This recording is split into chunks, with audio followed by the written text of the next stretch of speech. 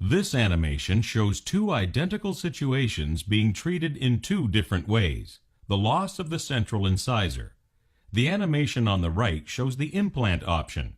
Here we have an immediate implant placement followed by the post and core, which is secured to the implant fixture, followed by a crown. In this situation, we do not involve the adjacent teeth. On the left, we have the bridge option. Here we must cut down the adjacent teeth. There is significant tooth reduction, and the teeth may become sensitive or even need root canal treatment at this early stage of the process. A bridge, which is basically two crowns with a tooth in the middle, is cemented on top of these prepared teeth. Comparing the two situations at the early stages of post-treatment shows that they can have similar cosmetic results. However, with the passage of time, there may be bone atrophy in the area of the missing tooth, which often leads to recession around the adjacent teeth. Depending on the margin integrity, cavities may start to form around and under the crowns. They're difficult to diagnose, and if left undetected, can grow to levels where the cavity reaches the pulp.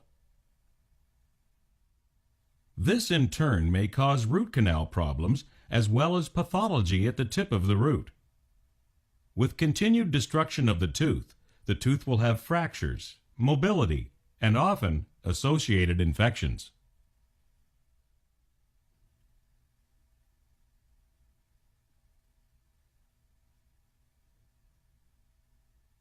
Comparing the two options again highlights the advantage of not encroaching on the adjacent teeth.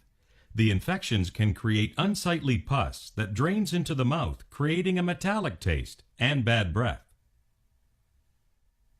Below the gums, we have bone destruction.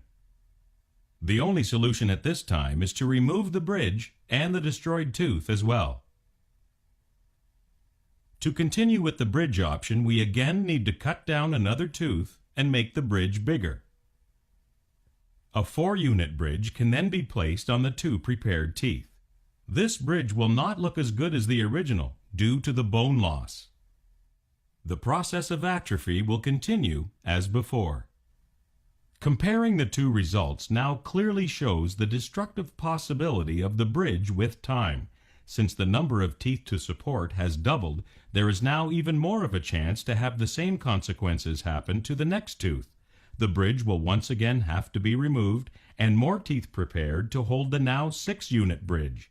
Comparing the two options, we can see that the implant replacement of a tooth is less traumatic and less expensive in the long term.